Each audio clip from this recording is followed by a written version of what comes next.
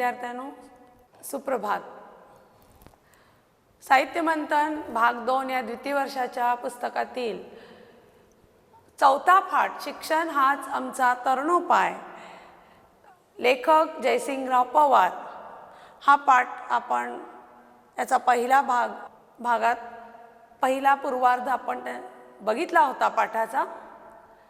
त्याचा आता पुढील भाग मी तुम्हाला आता या क्लासमध्ये शिकवणार आहे. आपण बघितलं की महात्मा ज्योतिराव फुले यांनी बहुजन समाजाला लागलेले 2 रोग म्हणजेच अज्ञान आणि दारिद्र्य असं म्हटलेलं आहे. एवढी भयानक परिस्थिती त्या काळी भारत देशाची होती. समाजात 4 वर्ण होते, ब्राह्मण, क्षत्रिय, वैश्य, शूद्र, आणि त्याप्रमाणे खालच्या वर्गांना अतिहीन वागणूक देण्यात येत होती. ब्रिटिश सरकारने शाळा कॉलेजेस काढल्या आणि सगळ्यांसाठी शिक्षण जरी खुलं केलं तरी या शाळांच्या मधून उच्चवर्गीय लोक, सवर्ण लोक खालच्या शूद्रातिशूद्र मुलांना प्रवेश घेण्यास मनाई करत होते किंवा येण्यासाठी मज्जाव करत होते. आणि त्यामुळे शिक्षणाचा प्रश्न खूप गंभीर झाला, भयंकर झाला. सरकारने काही अस्पृश्यांसाठी शाळा काढल्या, पण या शाळांमधून अत्यंत कमी मुलं शाळेला येत होती आणि ही तरतूद फार जुजबी, अगदी कमी शाळा होत्या, अगदी जुजबी म्हणजे अगदी थोड्या, 5000 लोकसंख्या जिथे तिथे एकच शाळा. म्हणजे अशी त्या काळी शिक्षणाची अवस्था होती. अस्पृश्यांना तर शिक्षण घेण्यासाठी मज्जाव होता, पण बहुजन समाजाला मज्जाव नसतानाही सुद्धा लोक शिक्षण घेण्यासाठी तयारच नव्हते. लोकांच्या मनात अनास्था होती. अनास्था म्हणजे आस्था नसणे, कमीपणाची भावना होती. शिक्षण हे आमचं काम नाही, आम्ही शिक्षण घ्यायचं नाही, ते उच्चवर्गीयांनीच घ्यायचं, अशी कमीपणाची भावना बहुजन समाजामध्ये होती. त्यामुळे काय झालं की बहुजन कमी समाजाचा किंवा शूद्रातिशूद्र समाजाचा हा न्यूनगंड आणि उच्चवर्गीयांचा अहगंड की शिक्षण आम्हीच घ्यायचं, शिक्षण ही आमची मक्तेदारी आहे, हा उच्चवर्गीयांचा जो अहगंड होता, यातून शिक्षणाचा प्रश्न खूप भयंकर झाला होता.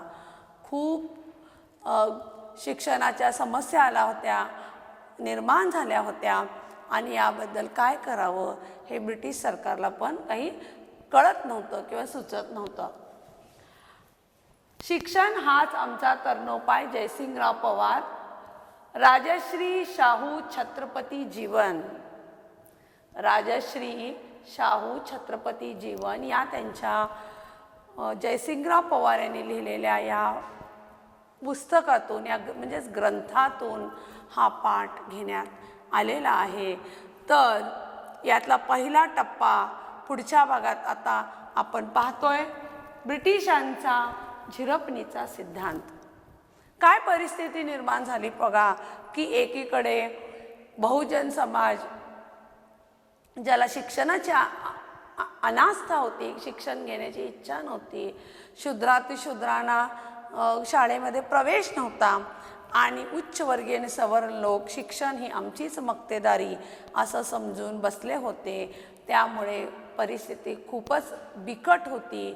या समयी काय झालं ते आपण बघूया. ब्रिटिशाचा झिरपणीचा सिद्धांत. यामध्ये या पार्श्वभूमीवर राज्यकर्त्यांनी झिरपणीचा सिद्धांत स्वीकारला होता. या सिद्धांताप्रमाणे वरिष्ठ वर्गाला मिळणारे शिक्षण हळूहळू झिरपत खालच्या थरापर्यंत पोचेल आणि कालोघात सर्व समाजात शिक्षणाचा प्रसार होईल असे गृहीत धरले होते. काय परिस्थिती निर्माण झाली की अशा या पार्श्वभूमीवर, अशा परिस्थितीमध्ये राज्यकर्ते म्हणजे ब्रिटिश राज्य सरकारने झिरपणीचा सिद्धांत स्वीकारला. झिरपणीचा सिद्धांत, झिरपणे म्हणजे पाझरणे, झिरपणे म्हणजे गळती, कालोघात म्हणजे कालाप्रमाणे, की या सिद्धांताप्रमाणे त्यांनी काय ठरवलं की वरिष्ठ वर्गाला, उच्चवर्गीयांना, सवर्णांना, समाजातील प्रतिष्ठित वर्गाला जर आपण शिक्षण दिलं तर ते काय होईल, हळूहळू ते खाली उतरेल. म्हणजे आपण उच्चवर्गीयांना दिलं तर मग त्याच्या खाली असं होत हळूहळू ते सगळ्या तळापर्यंत ज्या सगळा समाज आहे त्याला ते हळूहळू मिळत जाईल. म्हणजे वरून इकडनं पाणी ओतलं ज्ञानाचं किंवा ज्ञानाची गंगा इथून जर आपण सोडली तर त्यात उच्चवर्गीय न्हाऊन निघतील, पण ती गंगा खाली जाऊन सगळेजण त्या गंगेमध्ये भिजून जातील. म्हणजे प्रत्येकाला ज्ञान मिळेल, सगळेजण ज्ञान घेतील. म्हणून पहिल्यांदा त्यांनी उच्चवर्गीयांना किंवा वरिष्ठ वर्गांना शिक्षण देण्याचं जे त्यांचं तंत्र होतं, त्यांना असं वाटलं की असं जर दिलं तर कालोघात, जसा वेळ जाईल, काळ जाईल, कसं काय होईल, हळूहळू उच्चवर्गीयांनी घेतलेलं शिक्षण खालीपर्यंत, खालच्या थरापर्यंत सगळ्या लोकांना जाऊन पोचेल आणि हळूहळू सगळा समाज सुशिक्षित होईल, सगळे लोक शहाणे होतील किंवा शिक्षणाचा प्रसार अशा प्रकारे होईल, असं ब्रिटिश राज्यकर्त्यांनी गृहीत धरलेलं होतं. मनामध्ये त्यांना असं वाटत होतं, मनामध्ये असं त्यांनी गृहीत धरलं होतं. अशा प्रकारचे राज्यकर्त्यांचे धोरण वरिष्ठ वर्गास फायद्याचे होतेच, शिवाय विद्येच्या क्षेत्रातली त्यांची मक्तेदारी राखण्यास ते सहाय्यभूत होणार होते. अशा प्रकारे ब्रिटिश सरकारचं हे जे धोरण होतं, हे नवीन तंत्र होतं, हे वरिष्ठ वर्गाला तर फायद्याचं होतं, कारण त्यांना पूर्ण शिक्षण, पूर्ण ज्ञान मिळणार होतं. पण त्याबरोबरच विद्येच्या क्षेत्रामध्ये आपली मक्तेदारी, मोठेपणा, आपली मिरासदारी राखण्यासही त्यांना ते कारणीभूत होत होतं. कारण वरून कोसळणाऱ्या शिक्षण गंगेचा प्रवाह खाली जाऊ द्यायचा की नाही हे हा वर्ग ठरवणार होता. वरून जी ज्ञानाची गंगा ब्रिटिशांनी उच्चवर्गीयांच्यासाठी ओतलेली होती किंवा सोडलेली होती, ती ज्ञानाची गंगा खालच्या थरापर्यंत, शूद्रातिशूद्र समाजापर्यंत खाली जाऊ द्यायची की नाही जाऊ द्यायची, त्यांच्यापर्यंत ते ज्ञान पोचवायचं की नाही पोचवायचं, हे फक्त आणि फक्त वरिष्ठ वर्गच ठरवणार होते. आणि राज्यकर्त्यांना, ब्रिटिश राज्यकर्त्यांना ते सोयीचं होतं आणि म्हणून त्यांनी वरून ज्ञानगंगा सोडण्याचा प्रयत्न केला की ते खालीपर्यंत जाऊन पोचेल आणि सगळा मग भारतातील समाज सुशिक्षित होईल. कारण संख्येने प्रचंड असलेल्या बहुजन समाजास शिक्षण देण्याची जबाबदारी त्यामुळे टाळली जाणार होती. कारण बहुजन समाज हा खूप मोठा समाज होता, मोठा त्याकाळी आजही आहे, त्याकाळी होता. आणि एवढ्या मोठ्या समाजाला कसं काय बुवा शिक्षण द्यायचं, हे ब्रिटिशांनाच एक कोडं पडलं होतं. म्हणून त्यांना असं वाटलं की वरूनच आपण उच्चवर्गीयांना शिक्षण दिलं तर ते हळूहळूपर्यंत खालच्या बहुजन समाज आणि शूद्रातिशूद्रापर्यंत जाऊन पोचेल आणि आपली जबाबदारी टळेल, ते आपणच सगळा समाज सुशिक्षित होईल, शिक्षणाचा प्रसार होईल, असं ब्रिटिशांना वाटत होतं. पण काय झालं बघा, संख्येने प्रचंड असलेल्या बहुजन समाजात शिक्षण देण्याची जबाबदारी त्यामुळे टाळली जाणार होती. आणि त्याचबरोबर वरिष्ठ वर्गास दिल्या जाणाऱ्या शिक्षणामुळे राज्यकारभारासाठी आवश्यक तो सुशिक्षित नोकर वर्गही उपलब्ध होणार होता. काय होणार होतं की उच्चवर्गीय तर सुशिक्षित होणारच होते, पण ब्रिटिशांना काय, राज्यकारभारासाठी त्यांची अनेक खाती होती, त्याचबरोबर पोलीस खातं होतं, आरोग्य खातं होतं, समाज खातं होतं, कल्याण खातं होतं, वेगवेगळ्या त्यांच्या खात्यातून काम करण्यासाठी त्यांना लोक पाहिजे होते. त्यांच्या दरबारात काम करण्यासाठी, त्यांच्या राज्यकारभारात मदत करण्यासाठी काम करणारे त्यांना लोक पाहिजे होते. ते लोक हे सुशिक्षित जे आपल्या देशातील जे शिक्षण घेऊन सुशिक्षित आहेत त्यांना ते नोकरी देणार होते. त्यामुळे त्यांना नोकर वर्ग मिळणार होता. त्यामुळे सुशिक्षित वर्गाचं चांगलं झालं, त्यांनी शिक्षण पण घेतलं आणि राज्यकारभारात ब्रिटिशांच्या राज्यात त्यांना चांगल्या नोकऱ्याही मिळाल्या. परिणामी बहुजन समाजाच्या शिक्षणाबाबत राज्यकर्ते उदासीन बनल्यास नवल नव्हते. इकडे वरिष्ठ वर्गाने गंगेचे पाणी वरच्यावर अडवून धरल्याने ते झिरपत खाली पोचलेच नाहीत. खालचा शुद्रातिशुद्राचा वर्ग पूर्वीसारखा तहानलेलाच राहिला. ब्रिटिशांचं धोरण अगदी सरळ होतं की उच्चवर्गीयांना शिक्षण दिल्यावर ते समाजात जाऊन खालच्या थरापर्यंत पसरेल, पण असं झालं नाही. आणि आपल्याला चांगला राजकारभारात मदत करणारा नोकर वर्ग मिळेल असं त्यांना वाटत होतं. पण काय झालं की या उच्चवर्गीयांनी हे शिक्षण वरच्यावर अडवून धरलं आणि हे गंगेचं पाणी इथं वरच अडल्यामुळे, वरच ते थांबल्यामुळे ते खाली झिरपलंच नाही.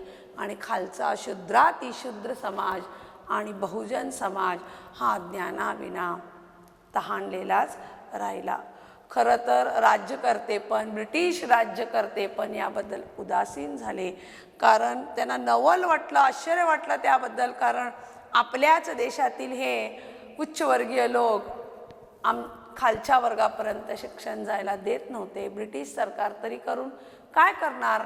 आमचेच लोक, आपल्या देशातील आमचेच लोक आम्हाला शिक्षण देण्यासाठी तयार नव्हते. तर अशा प्रकारे ब्रिटिशांचा झिरपणीचा सिद्धांत म्हणजे त्यांनी जे सोडलेली ज्ञानगंगा होती ती उच्चवर्गीयांनी वरच्यावरच अडवली आणि सगळा खालचा समाज तहानलेला तसाच राहिला. मग तो बहुजन समाज आणि त्याच्याबरोबर शुद्रातिशुद्ध समाज म्हणजे ब्रिटिशांनी जे नवीन शाळा सुरू केल्या, जे नवीन शिक्षण सुरू केलं होतं त्याचा बहुजन समाजाला कोणताच फायदा झाला नाही. फुले शाहूंचा सक्तीच्या प्राथमिक शिक्षणाचा आग्रह. ज्योतिराव फुले आणि शाहू महाराज यांनी सक्तीच्या शिक्षणाचा आग्रह ब्रिटिश सरकारसमोर कसा धरलेला आहे पहा. शिक्षण ही खरी समाजाची संजीवनी असून तिच्याशिवाय शुद्रातिशुद्रांची ऐहिक व बौद्धिक गुलामगिरीतून मुक्तता होणार नाही हे जाणून महात्मा फुल्यांनी ब्रिटिश सरकारकडे 1880 सालापासून सक्तीच्या प्राथमिक शिक्षणाचे साकडे घालावयास सुरुवात केली होती. बघा, शिक्षणाने माणसाचा सर्वांगीण विकास होतो. शिक्षण ही समाजाची संजीवनी आहे, प्रेरणा आहे आणि त्याच्याशिवाय शुद्रातिशुद्रांचा, अतिशूद्र, अस्पृश्य, दलितांचा किंवा इतर बहुजन समाजाचा पण विकास होणार नाही. ऐहिक म्हणजे इतर सर्वांगीण आणि बौद्धिक म्हणजे बुद्धीच्या दृष्टीने पण होणार नाही आणि इतर गोष्टींनी पण त्यांचा विकास होणार नाही. हे जाणून घेऊन महात्मा ज्योतिराव फुले यांनी ब्रिटिश सरकारकडे 1880 पासूनच सक्तीच्या प्राथमिक शिक्षणाचं साकडं घातलं होतं.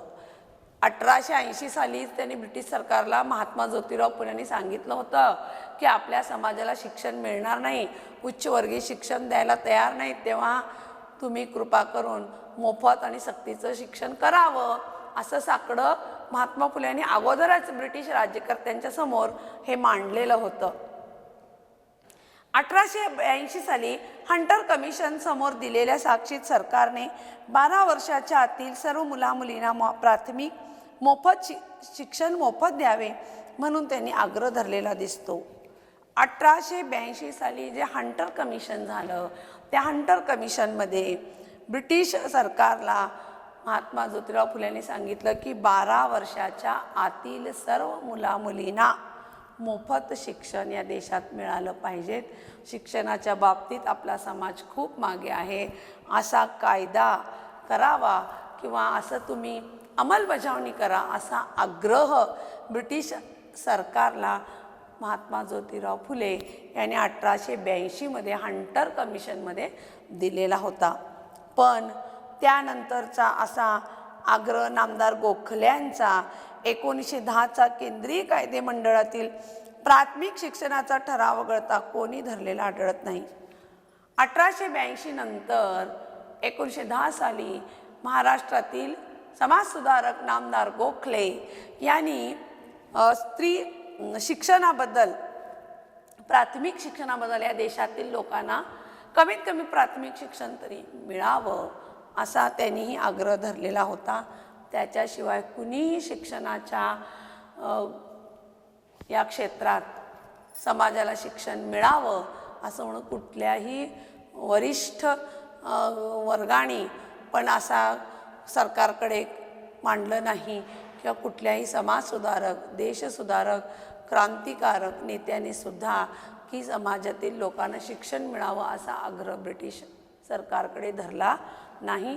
तो महात्मा ज्योतिराव फुले आणि त्याच्यानंतर नामदार गोखले. खरे तर त्या काळातील सुधारकांचे विचार वरिष्ठ वर्गातील स्त्री शिक्षण, विधवा विवाह, जरटकुमारी विवाह, स्त्रियांचे संमती वय यासारख्या समस्याभोवती फिरत होते. तर राष्ट्रीय चळवळीतील थोर नेत्यांचे विचार हिंदुस्थानातील उच्च शिक्षणाच्या व ICS परीक्षेच्या समस्याभोवती घोटाळत होते. तर बघा त्याकडे भारत देशात बरेच प्रश्न होते, अनेक गुंतागुंत होती. देशावर ब्रिटिशांचं राज्य होतं. राज्यलक्ष्मी, राज्यसत्ता आणि राज्यलक्ष्मी दोन्ही ब्रिटिशांच्या हातात होतं. त्यामुळे काही या देशातील समाजसुधारक लोक हे स्त्री शिक्षण, स्त्रीने शिकावं, तर विधवा विवाह, विधवांचे परत विवाह करावे, त्यांचं जीवन चांगलं व्हावं, जरटकुमारी विवाह म्हणजे जे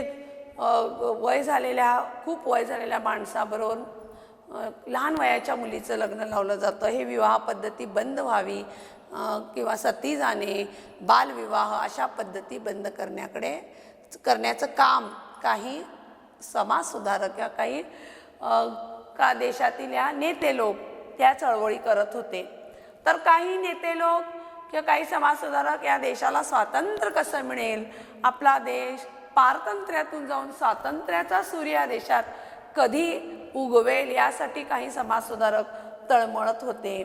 तर काही थोर नेत्यांचे विचार असे होते की हिंदुस्थानाला उच्च शिक्षण किंवा ICS सारख्या परीक्षामधून परीक्षेत या देशातील मुलं कशी पुढे येतील याच्यासाठी काही जण प्रयत्न करत होते. सगळ्यांचे प्रश्न वेगळे वेगळे होते, पण साधा कुणी असाही विचार केला नाही की या देशातील समाज, बहुजन समाज, शूद्रातिशूद्र समाज शिकून शहाणा कधी होणार. कमीत कमी किमान लिहिण्या वाचण्यापुरतं शिक्षण, प्राथमिक शिक्षण तरी यांना मिळेल का, हा विचार कुणीही केलेला नव्हता.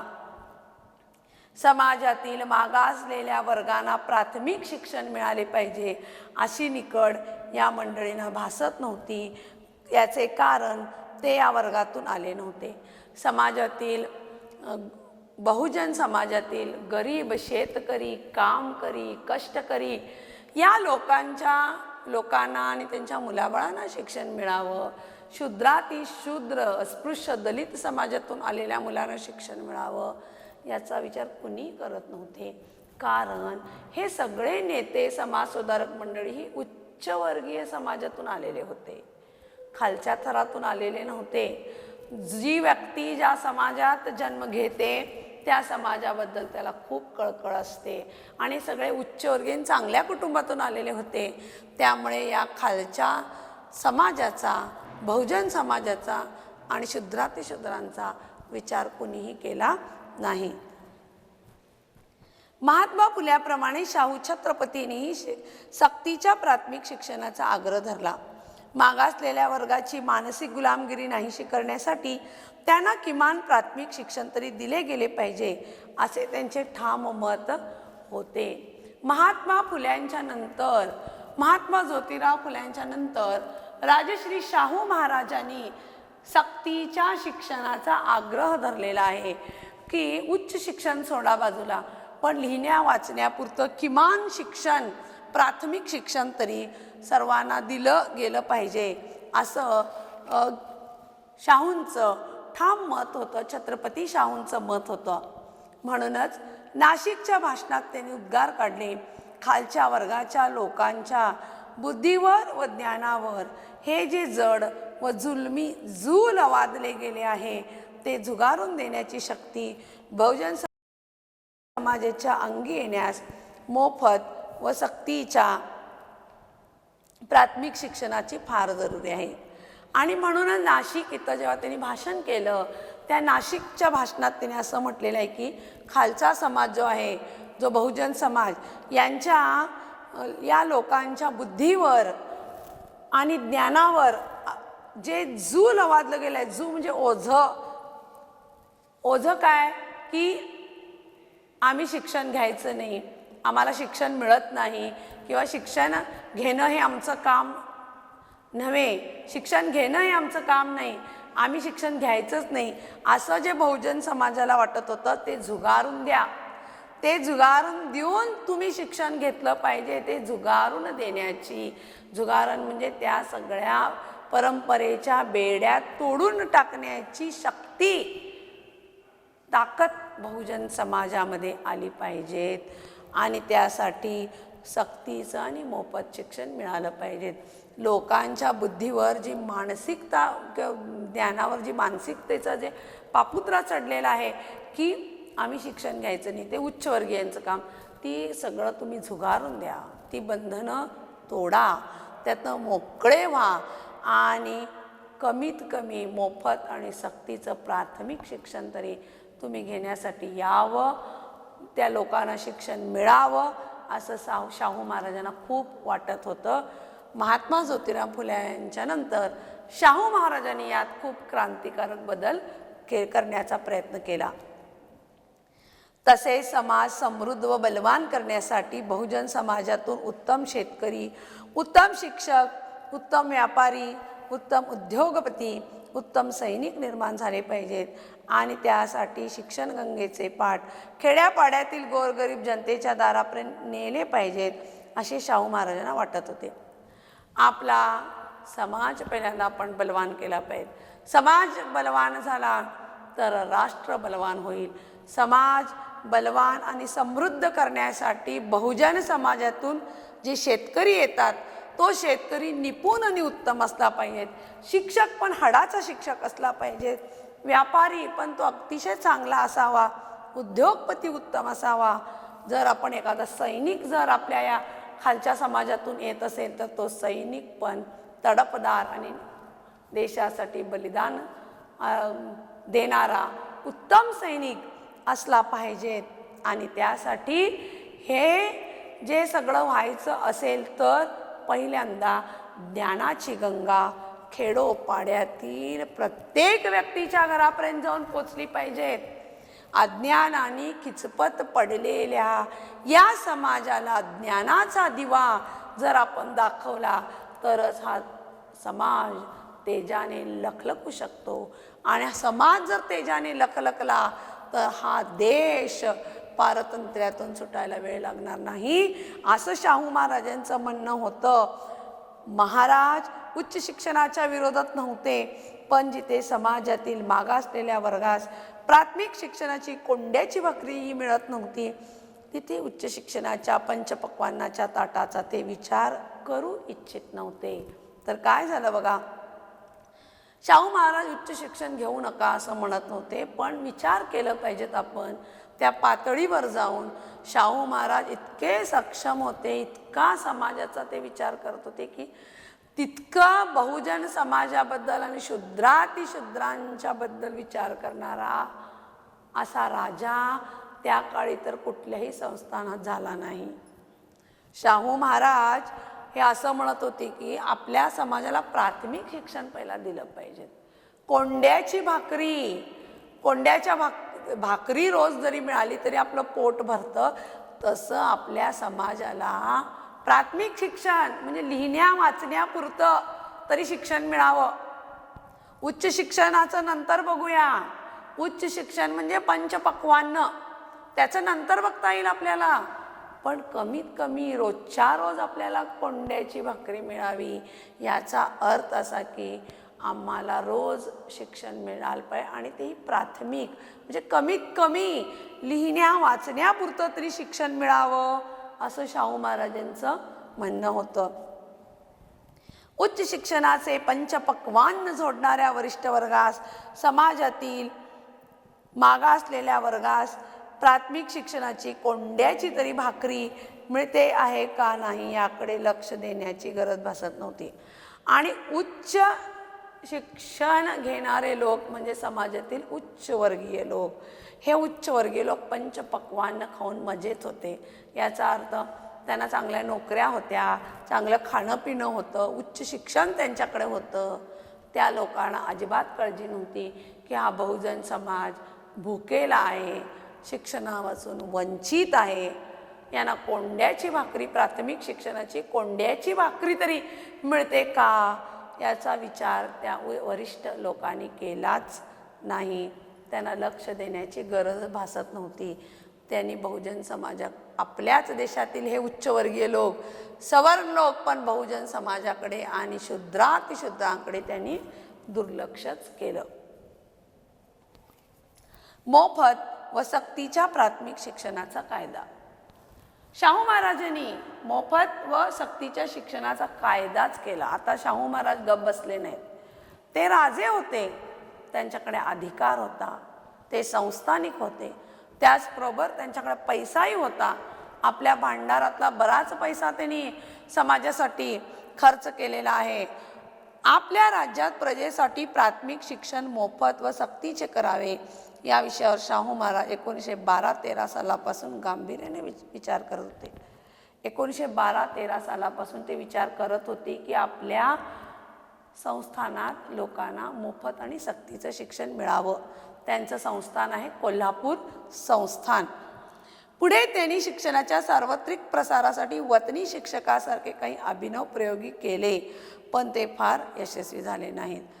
शिक्षणाचा ध्यास त्यांना लागला होता. त्यांनी असं मनात ठरवलं होतं की आता या समाजाला काहीतरी बदलूनच टाकायचं, त्यांच्यामध्ये काहीतरी एक प्रेरणा निर्माण करायची आणि यासाठी त्यांनी शिक्षणाच्या या प्रसारासाठी सर्वत्र आपल्या कोल्हापूर संस्थानात शिक्षणाचा प्रसार व्हावा यासाठी त्यांनी वतनी शिक्षक सारखे काही अभिनव प्रयोग केले. काही थोडे वतनी शिक्षकासारखे प्रयोग केले, पण हे प्रयोग त्यांचे काहीही यशस्वी झाले नाहीत. 1917 साली मात्र त्यांनी या संदर्भात निश्चित पाऊल उचलले. 24 जुलै रोजी महाराजांनी जाहीर केले, येत्या गणेश चतुर्थीपासून म्हणजेच 30 सप्टेंबरपासून करवीर इलाख्यात प्राथमिक शिक्षण मोफत व सक्तीचे करण्याचे आहे. 24 जुलै 1917 रोजी शाहू महाराजांनी असं जाहीर केलं. 30 सप्टेंबर 24 जुलै 1917 साली त्यांनी असं जाहीर केलं की येत्या 30 सप्टेंबरपासून करवीर, जुलै महिन्यात त्यांनी हा कायदा केला आणि सांगितलं की 30 सप्टेंबरपासून हा कायदा लागू होणार की करवीर इलाख्यात, इलाखा म्हणजे प्रदेश, करवीर इलाका, करवीर म्हणजे कोल्हापूर, कोल्हापूर संस्थानला करवीर असं त्याकाळी संबोधत होते. करवीर इलाख्यात म्हणजे कोल्हापूर संस्थानात प्राथमिक शिक्षण मोफत आणि सक्तीचं करण्यात आलेलं आहे. सध्या असलेल्या सर्व प्राथमिक शाळातील फी सदर दिवसापासून माफ करण्यात येत आहे. सक्तीच्या प्राथमिक शिक्षणाची नियमावली तयार करण्यासाठी करमरकर, मराठे व प्रोफेसर पंडितराव अशा 3 ब्राह्मण शिक्षण तज्ज्ञाची समिती नेमली गेली. त्यांनी सांगितलं की हा कायदा आम्ही 30 सप्टेंबरपासून लागू करणार आहे. सगळ्यांना मोफत आणि सक्तीचं शिक्षण मिळणार. आत्ता तुम्ही जी शाळेत फी भरता ती आत्तापासून आम्ही माफ केलेली आहे. तुम्ही काही एक पैसाही न देता शाळेमध्ये यायचं किंवा पालकांनी मुलांना शाळेत पाठवायचं, मुलांनी वर्गात बसायचं, अभ्यास करायचा, शिक्षण घ्यायचं. आणि यासाठी त्याने एक नियमावली केली. नियमावली म्हणजे नियमांचा तक्ता, नियम कशा कशा पद्धतीने हे चालवायचं, हे कार्य कसं पुढे न्यायचं यासाठी त्याने एक नियमाची सूची तयार केली आणि त्यामध्ये 3 लोकांना त्याने नेमलेलं होतं. ते शिक्षण तज्ज्ञ होते.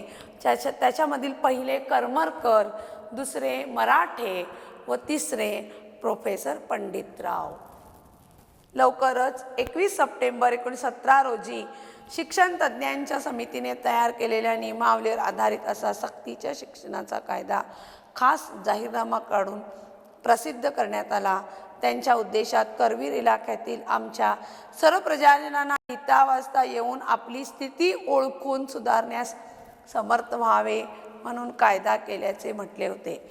21 सप्टेंबर 1917 या जे त्यांनी कायदा केलेला होता, सक्तीच्या शिक्षणाचा कायदा, याचा त्यांनी जाहीरनामाच काढला आणि त्यांनी प्रजेमध्ये तो सगळीकडे प्रजाजनांना सांगण्यात आलं की या उद्देशाने करवीर इलाख्यातील या कायद्यानुसार कोल्हापूर संस्थानातील सगळ्या प्रजाजनांना लिहिता वाचता आलं पाहिजेत.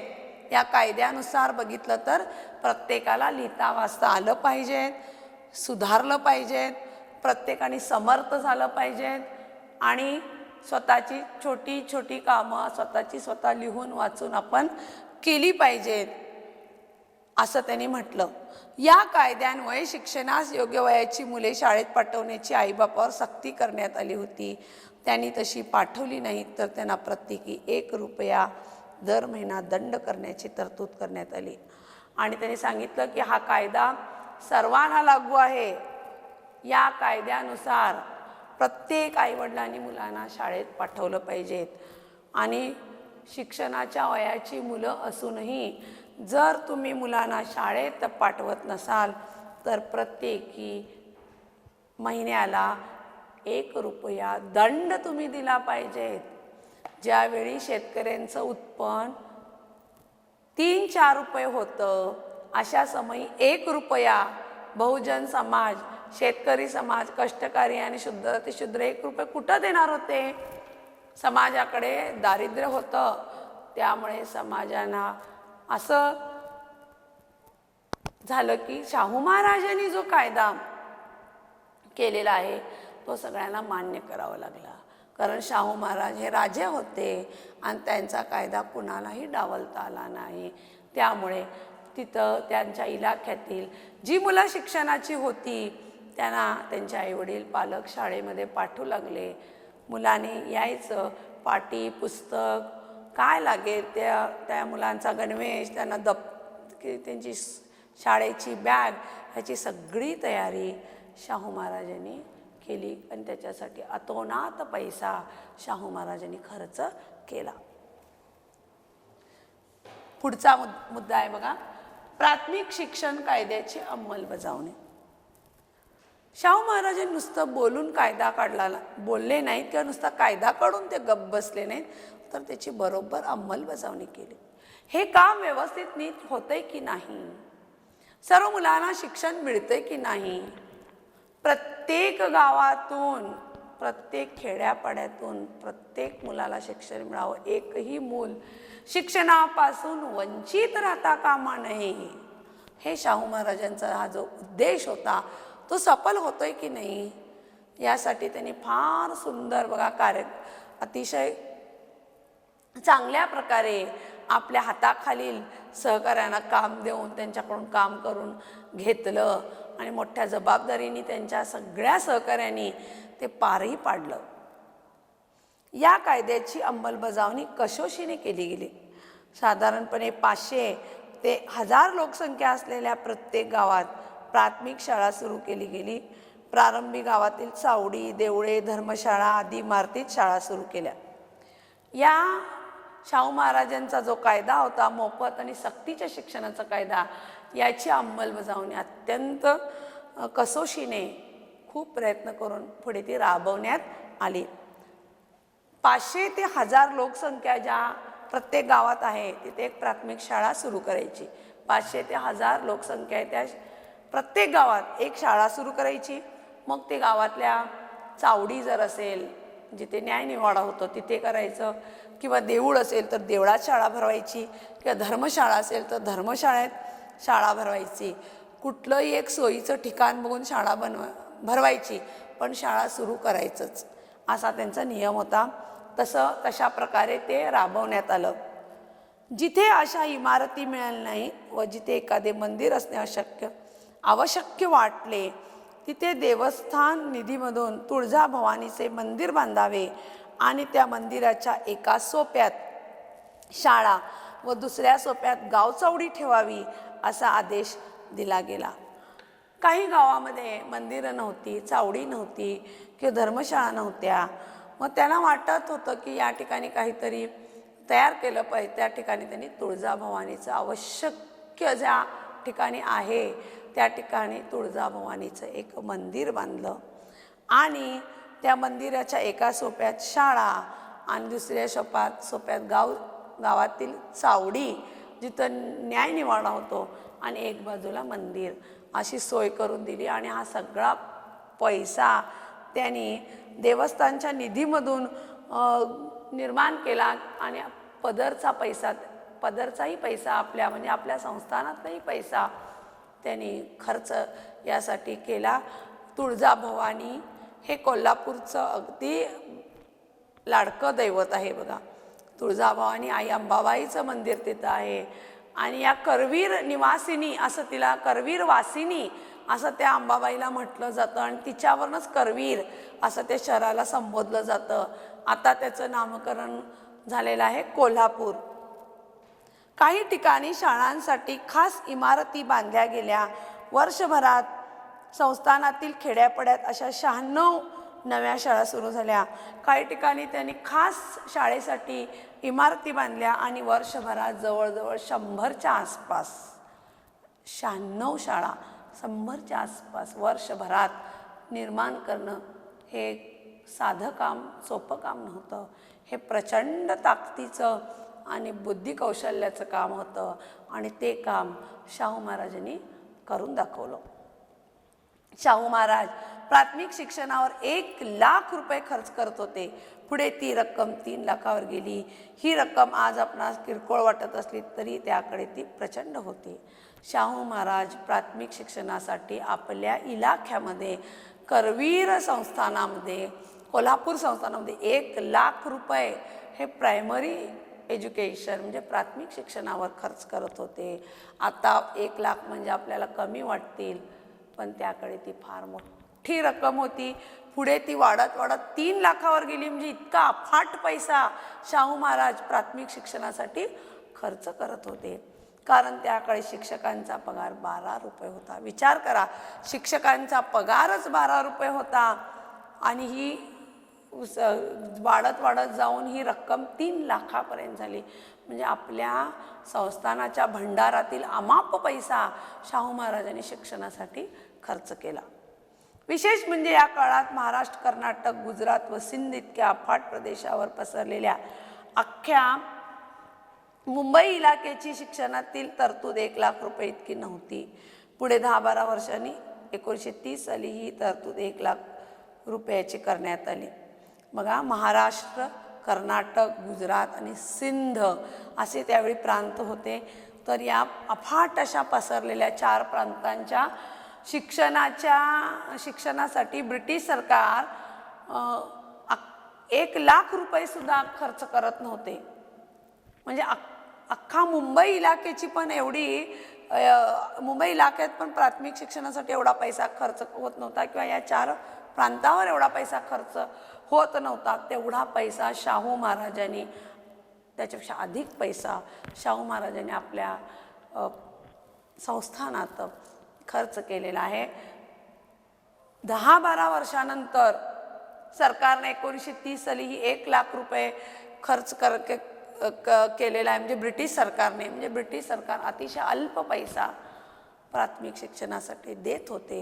ते यातून आपल्याला दिसून येतं. पण शाहू महाराज त्याच्या उलट, त्याच्या विरुद्ध अफाट पैसा आपल्या भांडारातून, निधीमधून खर्च करत होते. या पार्श्वभूमीवर शाहू महाराज आपल्या संस्थानाच्या उत्पन्नातून 1 लाख रुपये प्राथमिक शिक्षणासाठी खर्च करत होते. ही गोष्ट हिंदुस्थानाच्या शैक्षणिक इतिहासात अपूर्व मानली पाहिजे. तर शाहू महाराजांनी मोफत आणि सक्तीच्या शिक्षणाचा कायदा काढला आणि त्याची प्राथमिक शिक्षण कायद्याची अंमलबजावणीसुद्धा तितक्या अतिशय दक्षतेने केली आणि तेवढा पैसासुद्धा त्यांनी जवळपास 1 लाख रुपये प्राथमिक शिक्षणासाठी खर्च करत होते. पुढे जाऊन तो 3 लाखपर्यंत झाला. ही गोष्ट हिंदुस्थानाच्या इतिहासात अपूर्व मानली पाहिजेत. असा कुठलाही संस्थानिक झाला नाही की ज्याने इतका पैसा खर्च केलेला आहे. तर शाहू महाराजांचं कार्य हे खरोखर अद्वितीय आहे. खरं तर शाहू महाराज हे संस्थानिक होते. ऐशारामात ते जगू शकले असते, राहू शकले असते. समाजाचा विचारही त्यांनी केला नाही तरी चाललं असतं. पण असं न करता आपला बहुजन समाज, शूद्रातिशूद्र समाज शिकावा, शाणा व्हावा यासाठी ते तळमळत होते. आणि यासाठी शाहू महाराजांनी कोल्हापूर शहराचा खऱ्या अर्थाने शिक्षणाच्या बाबतीत खूप विकास केला. जवळपास आपण असं म्हणतो की जुनं जाऊन नवीन उदयाला येतं त्याला क्रांती म्हणतात. शाहू महाराजांनी कोल्हापूर शहराच्या शिक्षण क्षेत्रात एक प्रकारची ही केलेली शैक्षणिक क्रांती आहे असं आपण म्हटलं तर हे चुकीचं ठरत नाही. तर विद्यार्थी मित्रांनो, मी आता इथेच थांबते. पुढच्या वर्गात आपण शाहू महाराजांचं पुढचं कार्य पाहूया. धन्यवाद.